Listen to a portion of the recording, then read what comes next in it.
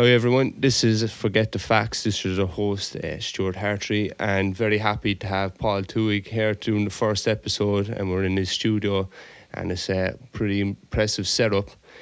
So, nice one for coming, Paul. No bothers. How are you guys? Happy to have Stu ask me on today, so I suppose we talk here for probably 40 minutes to an hour anyway, discussing many different topics, hopefully. So I suppose first thing, Paul, is kind of who kind of influenced you in your life, kind of set your kind of thoughts on the world and kind of your ideologies. So was there? I suppose influences in my life, probably I don't have to look much further, I suppose, than at home with my father. I suppose he's probably been the main influence in my life. My mother as well. I do love my mum. Hi, mum. But yeah, like even hearing old stories of my father, like working 23-hour shifts and kind of saving up for money to buy his own house, and you know, I respect that a lot. Like that he's done that in the past and kind of worked hard to get where he is today, and like how far he's come to owning his own kind of like several different businesses at the moment. So I suppose he's been the main influence regards life anyway, for sure. Like definitely With your work ethic, is it? for sure, yeah, because like he's the man. Yeah. He'd love I said that now, like he'd be proud of that, like. Yeah, he'd be beaming, man. Stop. And I suppose when it comes to music as well, does your dad have an influence on the music scene? I remember like literally when I was younger, I suppose being in the car, like, and he's whacking out there were like Ricardo Villalobos and all these kind of top underground DJs, and I was kind of hearing that from a very young age, and I kind of only picked up music myself, I'd say, when I definitely over 18 anyway. Like there's been lots of influences with music and stuff, but definitely once again he's been probably the main one, I'd imagine. Like, and what would be the main turning point at 18 to focus on the music? What were your interests before 18? I suppose when I think when we opened Soma, so I'd say it was, what was that, 4 years ago? Yeah. It was 4-year birthday in May, I think. So obviously you've Alex inside. He was an ex DJ, played in the likes of clubs like District 8 Dublin, and played all these big gigs around Cork, and he was kind of a part of a well-established collaboration called Vinyl Below, and they're still going in Cork. You still have Greg, Darren and Steve still playing music, but Alex as well, he was kind of big into his tunes, and I definitely got very influenced seeing him do very well in music and stuff like that. So kind of hanging around that scene, and even being in the coffee shop, you know, like you've the likes of loads of different artists coming in all the time of all different kind of musical backgrounds, not just the kind of house scene that I'm into, but like you've the likes of Talos now, and then you've the likes Beyond the Wash, and loads of people that come into Soma definitely influenced that, me getting into the music scene, definitely, for sure, anyway. And did it kind of break that barrier maybe that you had before you were 18? Did you always have that passion for music? And then yeah, I always loved tunes, like definitely like loved it, but definitely going in there and like seeing other people do well in music, whether it's just locally or internationally, I kind of felt driven towards succeeding myself with music, and it was kind of from there, I suppose I started. I think Steve from Dali kind of gave me the first push, to be fair. Steve and Hope, very thankful towards them for the opportunities they gave me in Dali. I'd say that was, it must have been 2 years ago. I remember getting my first, 2018, what year is it now? 21. Yeah, 21, yeah. I think it was 2018, October. I got my first gig in Dali. I think I was supporting Nat Mac at the time. Shout out Nat Mac. But yeah, that was my first gig, October 2018, and from there I kind of built a bit of a name in the music industry in Cork, for sure, getting sellout gigs and establishing my name with the younger community regards music. But I felt I was more pushing a sound that is kind of a more housey sound. Definitely, I feel at the moment Ireland is highly, in the music scene, it's definitely prominent techno. Like, I love techno as well. Yeah. There's a time and a place for techno. I love it. But I felt I was kind of pushing a different sound, more of a housey kind of sound, which to the younger person going to gigs, obviously with the community being so influenced by kind of drugs and all this kind of carry on, like I feel house was kind of more of the groovier side of music. Like you're not just going to these gigs to get out of your head, or do you know what I mean? Like, which is okay too. Yeah. Not a fan of it, but look, each their own. Each their own. But yeah, from I suppose then through 2019, I was kind of pushing my name, and then into 2020, I was bringing, or late 2019, I actually started bringing my own acts to Cork. So international DJs. I started off with Harrison and BDP, Welsh guy. He I hope he's Welsh anyway. Yeah. Sorry, Harrison. But so we brought him over on, I think it was the Freshers Week in 2019, and we had a sellout gig with Harrison, which was, again, just building my name again. And from there, roll on to 2020, we had Dart down from Dublin. Another great gig. That was January. And then from, I think it was the Rag Week 2020. Is that February? I think it's February. February, yeah. I had Chris Dussy over from Amsterdam, and I feel like that was the pinnacle, like, moment of running gigs. Like having a sellout show with him was like my idol, who I've looked at for years. Like bringing someone over to Ireland, to Cork, who you look up to. It was a great moment, and it was a sellout gig with him as well, and it was kind of pushing my name again as well, which was great. Like, but yeah, obviously roll into 2020 then, and we had I think I had 2 more gigs booked in 2020. It was March. I was meant to have Toman in March, and then Nick Burringer in January, February, March. What's after March? March. April, yeah. Jesus. This COVID thing is don't even know the month or year, like fuck's sake.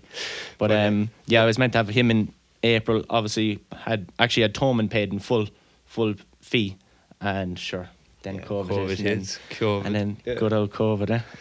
But that's one thing I'm always interested in with kind of artists, and especially in your scene, is we are standing there just with the decks, like, and it's pure natural, the amount of power you actually have behind the decks, and how does that kind of power feel, where you know something's going to come up and something's going to drop, and you're waiting for the crowd to actually go. How does that power kind of an excitement feel, that you know what's going to happen next, but the crowd doesn't, and then when it happens, what does that kind of feel when you're behind the decks? That feels great. Like it's like standing behind the decks is definitely, like, as a producer and an artist, producer as well, like playing your own music to a crowd and seeing a crowd react to your own music is that's just a great feeling. Like it like kind of pays off with all the hard work you do in the studio and stuff.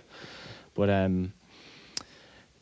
suppose roll on 2021, and we have but it's something that it's kind of magical too, though, that maybe not a lot of people can manage that kind of power of behind the decks and that pressure. So have you ever found yourself at times going, Jesus, I think I'm gonna affect this off now, I swear to God, shaking behind it, like. every time I go on stage, like, I literally feel sick before the gig. Like, hours before the gig, I honestly feel sick in my stomach. Like, as confident as I come across, like, I honestly feel sick. Like, I remember hearing a story. I think it was I played with Kedema, Evan. I played with him in late 2018. He played in Dali. I supported him, and he was telling me, like, I was kind of asking him that question. I was like, how do you feel before a gig? Like, and he was like, oh, obviously feel. Everyone gets these kind of nauseous feelings, but he was telling me that Dennis Sulta, do you ever know Dennis Sulta? Probably one of the biggest DJs in the world, and like, he was telling Evan that, like, before a gig, like, he'd be getting so sick, like, out the backstage getting sick, like, and then you look and you're like, fuck, that guy is like one of the pinnacles, or like one of the top guys in the world, and he feels sick going on the stage, like. So then you're like, fuck, everyone kind of gets that feeling, like, do you know what I mean? So it's not too bad, like. And do you think that day when that goes away, is that the day you'll kind of pack it in? Is that what you kind of do it for? Is that kind of adrenaline? Yeah, it's the thrill. It's the thrill of just getting up there and watching people enjoy your music, and it is a great buzz just standing up there and just seeing people enjoy your music. Is like, I don't think I'll ever give up. And another thing you were speaking about when you were bringing acts over, did that change your kind of perception of the industry, or like trying to managing the acts come over and kind of see that different aspect of the industry? Did that kind of change your mentality or Yeah, for sure. vision on it. Like playing, like going in on a Thursday night there, going in, just rocking in at 10 o'clock, having everything set up for you. Not a, like, no cares. The only thing you're worried about was what tune you're going to play first. Like, but when you're bringing acts over, it's a whole different ball game altogether. Like, now you're in charge of ticket sales. You're in charge of, you're putting your money on the line that you've made. Like, and so like you might put a couple of grand into these things. Like, so you have to pay for hotels, travel, food, like everything goes into that. So like there's more on the line. But to be honest, it makes you put more effort into it then. And then when you see the success on the night, it just feels even better then. Do you know what I mean? And did it make you appreciate more when you were going to gigs, and that you had that understanding that the people who organise these gigs have put all that into it? Oh, so for sure. It makes you want to do a bit more. Since I've started when I started like bringing acts over, running my own gigs, I like never ask for guest list anymore. Like, like I remember before going into like even the local club, Dally be texting like Stevie, like, oh, we chose on the guest list for this gig or whatever. But like when I start to bring my own gigs, you're like, Jesus, this guy's after, like, you're putting their own money on the line here. Like, so your €10 actually goes a lot way getting into these gigs, you know. But yeah, that definitely changed my perspective on like the whole gigging scene, or even that €10 paying in the club goes a long way. Like 100%. Yeah. And I was only thinking that the other day when we were talking about this podcast, and we always kind of see this kind of scene. It kind of comes in waves with clubs and stuff. And I was kind of trying to think, why is it? And I think in other countries, people understand that whole fact that it might be 30 quid for a ticket, and that kind of. I think in Cork, and we always kind of underestimate maybe the power of that at the door ticket, and how important it is, and how like businesses and clubs actually need that additional support. Yeah, when you're bringing in it's acts. crazy. So yeah, literally, for sure. I think it's a lot different when you have clubs that are just playing a remix thing. And I know. Yeah, but when you actually have legit bringing artists over, for sure, it goes a long way. Yeah, definitely. Like.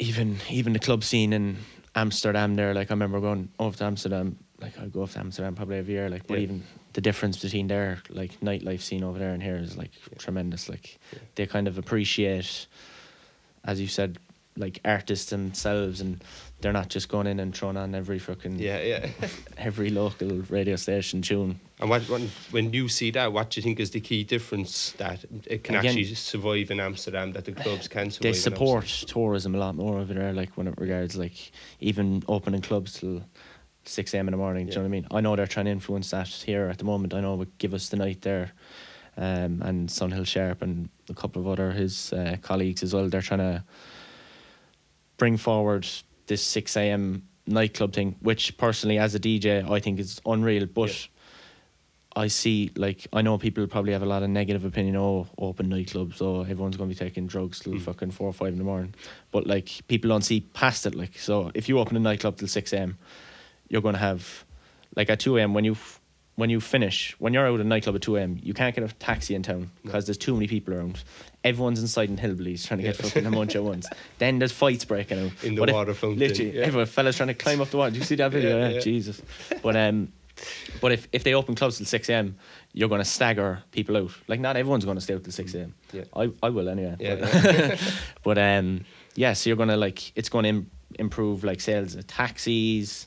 Like, won't be as messy on the streets at night, less fights. It's just great. Like, and as well, it'll improve tourism, I'd imagine, because you'd have more people coming over. They're open 6 a.m. nightclubs. We'll go over there, like, because that's why I'd go to, like, even like Berlin. Now I haven't been there yet, but like that would draw me there, like, because nightclubs are open for 3 days. Like, do you know what I mean? And you're willing to pay that. Willing to pay the money. Literally, you're willing to pay the money.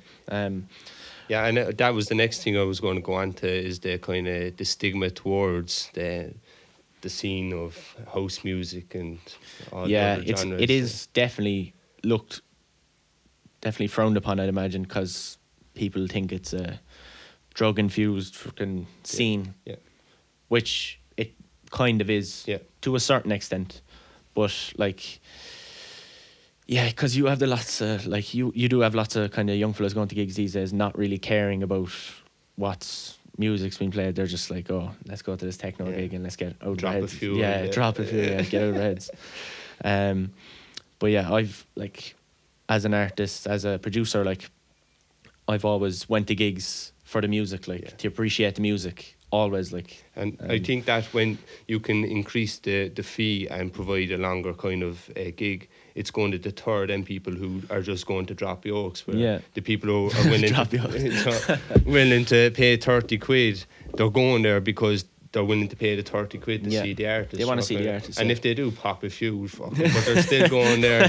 Do you know, kind of, I know, no, you're dead right, yeah. And two, if you go and pop in yokes in nightclubs, don't do it because they can't get much more money out of you from the pubs. So, so then they're going to have to charge you €20 for a bottle of water. So it's like Ibiza. Remember going to every time I go to Ibiza, it's like, oh, the money over there is stupid. Remember going into nightclubs and getting like a drink. Like, remember going up to the bar first time with the lads, and I was like, oh, can I get 2 vodkas and 2 Fanta lemon?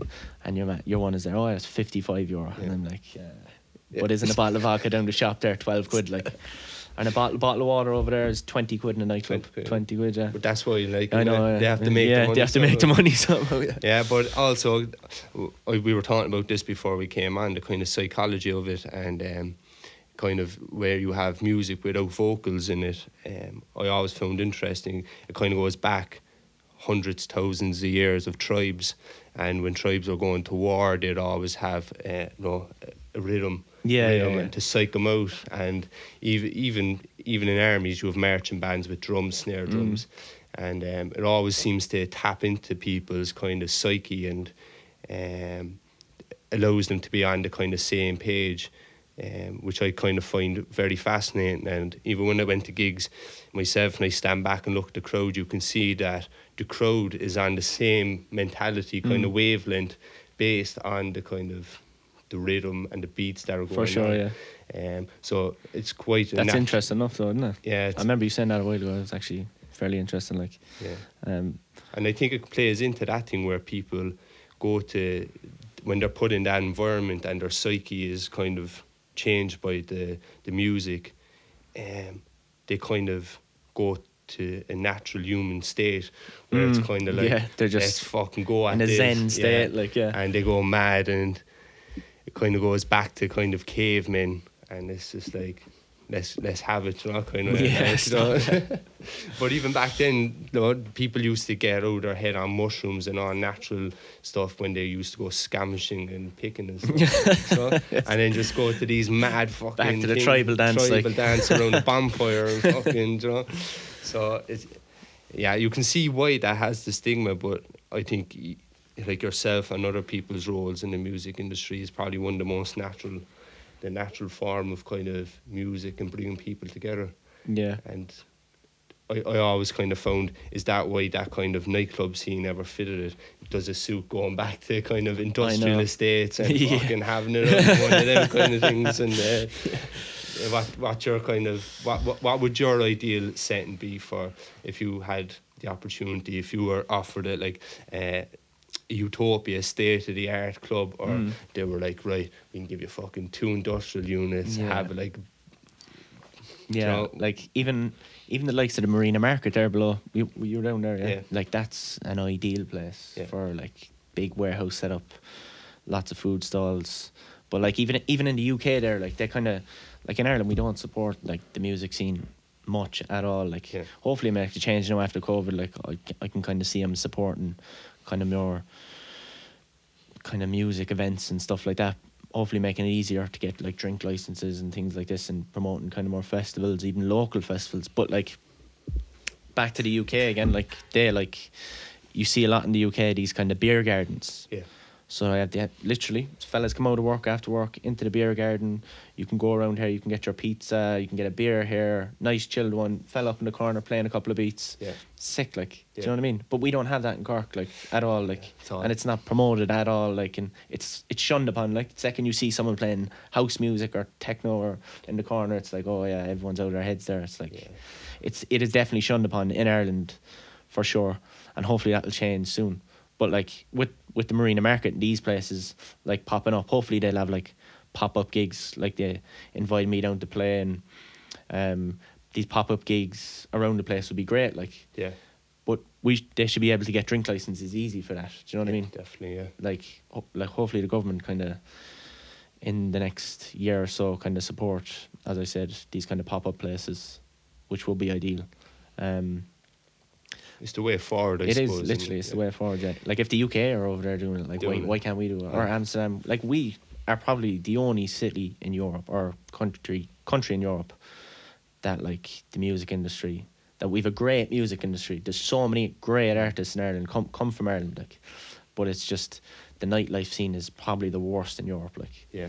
Unfortunately, like hopefully it'll change, like, but is it just down to being quite a reserved kind of country? And it is, like, but we're seen like in Europe we're seen as the drinking capital, like, do you know what I mean? Oh, we're the big partiers, like, but then we're the big partiers until 2 a.m, like, and then we should all go home, like. it's kind of, yeah, that's funny you said that, because Ireland's always branded with like Paddy and Mary sitting up in the dirty old Irish pub drinking stout, and just the fella in the corner playing a fiddle, like, and that's what is portrayed to the world, that you come to Ireland and you go to like an old pub and there's like a sheepdog as well with a fire lighting, and this is great, you know? So that's been us branded, and it's trying to break that brand for the next generation, that actually, and Jordan Marine America, you said it down the docks, like, in the last there's so many great buildings down there, so much potential down there, like. And in the last few months we started utilising the waterfront, you know, for socialising, and every other city utilises the water, and Cork seems to be the only kind of big city that doesn't actually utilise the waterfront for anything, and it's literally built on a marsh, like, it's built on water, and now they want to build a wall to block the water, and it's like, build a wall, it's just like, no way, where do you want to build a wall? For the River Lee to stop the flooding. So Fair. But instead of maybe using it for, we don't utilise our water at all, like, even for housing, there are houseboats. You could have see a lot of them in Amsterdam and the UK. That's gas. So it's or boat parties. Parties, yeah. We had a couple of conversations about that now. Might be coming up in the future. You know? Keep your eyes peeled. Yeah, keep your ears open. But yeah, it's fucking interesting times, like. Yeah, it's fucking interesting times. Like, hopefully we come out of this on the other side fairly. Like, I see us shut down. Like, we've been shut down so quickly with this thing that hopefully I see us coming out of it really quickly as well within the next few months. I can just see it hopefully turning over, because you see with the UK there, like, even my buddies over in the UK, they're all getting like bookings ready for the summer, festivals being announced in the UK.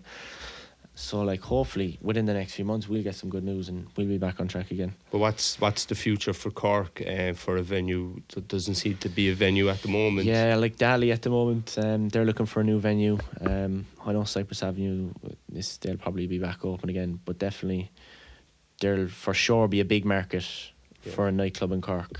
Definitely an electronic nightclub, if especially if the 6 a.m. club open kind of thing comes in. There'll be a big market for a electronic nightclub. But does the restrictions and what the club has to go through kind of kill it?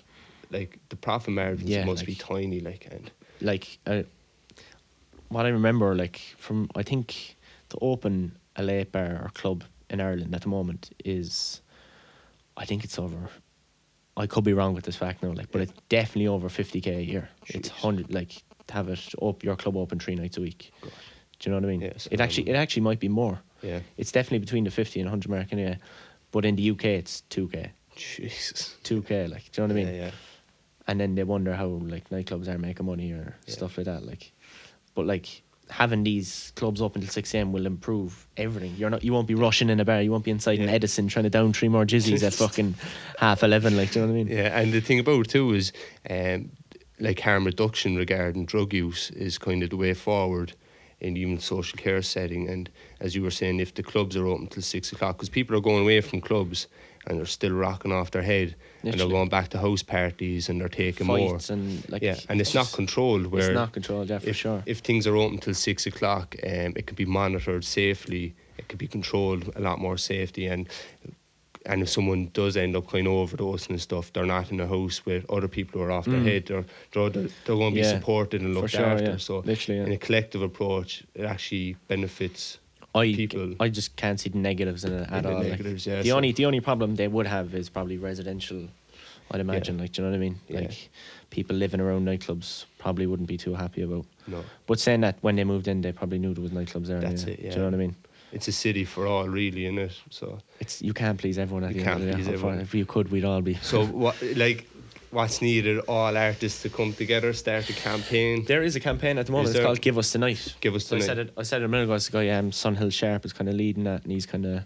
And how do you support that? Is it on? It's on Social media, just sharing it on your platforms and kind of all that. I'll send it on to you afterwards, actually. Yeah, we put but a he's link in he's doing a great job. From what I can see in social media, and he seems to be going to the Dáil, like, and Happy days. all to these talks. But I think something did they bring something forward recently, or something happened recently where it's looking very positive anyway. Positive, yeah. I'd say that, like, after this COVID thing, they'd be only trying to help people, you know, Yeah. because you see all these grants and stuff coming forward now, which is great. Yeah. Fair play. Like, hopefully you don't have to pay it all back in the long run. I'd imagine they have some Cash out the bitcoins, yeah. Forget the facts. Cash out the bitcoins, yeah. Fucking Bitcoin. Yeah. That's been a bit of a craze lately, hasn't it? That's it. And you also had transformation recently. You were down as Paulie T, was it? And you. Oh yeah. So in 2021, up until now, I was Paul T, so I was producing music under Paul T. And this year, I kind of changed my name to Varak. So Varak, there is meaning behind it, don't worry. It's not just a name I came up with in 5 minutes, which I did. I did come up with in 5 minutes. So Ver in Latin is man, and Ak is ace. So it's like ace man. Yeah. And then I kind of use that symbol a lot. If anyone that knows me, I have the old spade symbol. Have 3 or 4 tattoos of spades as well. So do you, actually. Yeah, you got on the buzz, like. Yeah. But so I kind of changed the name, kind of searching a different sound, or producing music under a different sound. It's more of a minimal kind of Romanian sound, a lot kind of this kind of stripped back kind of sound. But yeah, so it started 2021, came out with a release on Spotify, Bandcamp, you can check it out. Carlito it was called, so it was a 2-track EP. Kind of that dark room club minimal kind of vibes. I love those dark room kind of vibes. So yeah, hopefully progressing on now with that this year. I was working on a track the other day with Izzy Show Busy as well. She made a great track. She remixed a track for Southern Comfort Ireland, and I kind of helped her. She came down to my studio and helped her with that. And she made a great track, actually, to be fair to her. Yeah. And so I have some more music coming out hopefully next week. Or it is next week now, hopefully. So the 30th of April, and that'll be premiering on a very big YouTube platform as well. 60 plus K followers they have. Yeah. So that's the Wish EP. So I'll link that up as well. So you can all get on the that. links will be underneath this. And so yeah, and as well there's a new Cork artist came out this year. My buddy Greg Crowley's producing under Carvoli. Right. Sorry, Greg, I forgot that wrong. Anyway, I'd murder it. Yeah, it's an Italian name, but he done a remix on that EP as well, and it's banging. Yeah. Greg is making tunes here. He's been definitely a big influence regards music. He's one of my dad's old buddies as well. He's still playing music with Vinyl Below. I mentioned him a while ago. But he's definitely been a big influence as well, helping me a lot with production wise and everything really. Fair play, yeah. So yeah, that's coming out next week on the 30th, and then hopefully stagger it. I'll probably have 4 or 5 more releases this year. I think I'm going to do all kind of self-releases this year, just because like there's not much opening. You know, you're giving tracks there to labels, and which is great as well. Like, but no one really buy music at the moment because you can't play it. Like, do you know what I mean? Hopefully in the next few months that might change. Like, but so yeah, hopefully all my own releases this year, and we'll kick on from there. Definitely seen big progression this year regards production though, which has been great. Okay, yeah. And that's something that's quite interesting too, you know, with other kind of music that has vocals in it. You have people have motivation behind their lyrics and stuff. What kind of gives you your motivation and creativity when you're creating a track? Is there emotion behind it? Is that what guides you to the track? I know it's kind of hard to tell if you listen to it, but I was listening to your 2 tracks, and one is kind of a lot more low beat dark. Yeah. And then the other one is kind of More upbeat, yeah. Upbeat. And is there a reason for that? Are you trying to portray something through the track, or? Not really. I just go in and No. kind of make tunes. Like you could be listening to something during the day, and you just want to make something very similar to that. Similar or to, it's just kind of music you're listening to. So no emotion goes into it? Literally very emotionless, me. Yeah. No, I was thinking it's interesting when there's no vocals. It's kind of, if you hear a song with some dude or woman singing. Like electronic music is definitely a lot different to kind of writing or singing music. Like obviously, one of my buddies there now, he's kind of a up and coming artist as well, Fionn. Yeah. He writes a lot of music, but he'd be kind of more into like more emotion, kind of goes into writing his music, like. Yeah. But like with me, it's just I want to make a banger for a club. Yeah. Do you know what I mean? Yeah, and that's what I was going to ask you. So if you're sitting here and you're making a tune, are you visualizing yourself in all a the club? time? Yeah, that's what I do. Yeah, going to drop this now. And like that's exactly what I do. Yeah, I'd visualize a crowd in front of me, and I'd be like, I'm going to drop this here, or this little sound is going to come out of here, and they're going to react this way. So I suppose you're true actually. Yeah. I do kind of visualize that. I suppose And that's a powerful process, because there's a lot of theory about visualization, that if you want to achieve something, you have to visualize it and you'll actually do it. For sure. So that journey for you from sitting in the studio, visualizing it, making it from scratch, and then actually doing it. And it's a really good feeling. Yeah. It must be mad, man. Oh, for sure. Seeing people kind of dance or move to your music is definitely a great feeling. So it's a journey. For sure, yeah. Journey. But like, I suppose, as you said, journey, like, I just feel it all kind of boils down to kind of hard work at the end of the day, I suppose, isn't it? Like, I see a lot of people going, oh, this guy's very talented or whatever. Like, 4 years ago, I couldn't open a laptop and tell you how to make music, like, do you know what I mean? But, like, if you just, it's with anything in life, really, I suppose, if you just work hard or work harder than anyone else, McGregor, you know. People have mixed emotions about Conor, but he said it. He put it down to a T. He was like, "Hard work beats fucking." Yeah. You talent, took like, my last question off me. My last question was like, do you believe in talent or? Oh really? Or putting in the work. Literally, like, different mindsets. Yeah. 100%. I am Mr. like hard work. Like if you're outworking someone else, no matter how good their talent is, you're going to do better than them. Simple as, and that's my mentality about everything in life, whether it's like something small or something big, whatever goal you want to achieve, like it's definitely hard work beats everything. Like, so you don't say you're talented, you just put in the grind. Let's put in the grind. Like I'm in the studio for 40-50 hours a week, like if not more, like because I have to be, like, because to get to the level where I want to be, you got to put in the work, like as simple as, like so yeah, like no talent.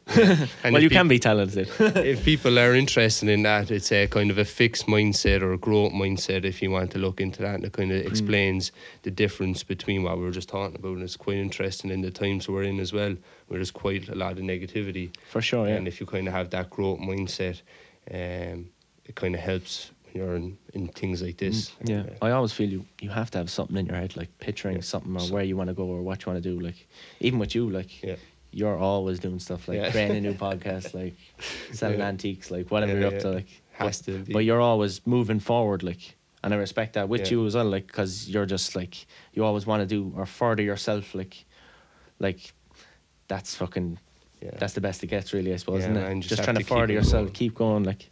And if you fail, at least you tried it, you know. You're not 100%. The last thing you want to be doing is when you're all going, geez, I wish I was 30 again or 20 that is again. my biggest fear in life, like. Is it? Regretting something, literally. Figured, like, saying I never tried something or didn't do something, like, as you said, like, if you fail, you fail, like, at least you tried, like. Yeah. So I suppose we end off, ask Paul, what's his kind of motto or guidance he'd give to people out there, kind of what do you kind of live by, or what live by? It's, as I said there 2 seconds ago, it's basically hard work. Like look towards something, have a goal, whether it's a small thing of fucking making your mother or father happy, or a big thing of fucking playing to 100,000 people on a stage, like there's my one there. But just hard work beats everything. Like simple as, you can have as much talent in the world, but if you don't put in the hard work, you're not going to get as far as you want. Or so yeah, hard work. So thanks for that, Paul. It was thanks great very much. Podcast. Thanks for having me on. Yeah, appreciate it. And I'll put all the links in the bio as well. And thanks for listening. I hope to have another podcast next week. probably next Friday again. So thanks for listening, and if you want to share it and like it, please do. It'll help a lot. So thanks very much.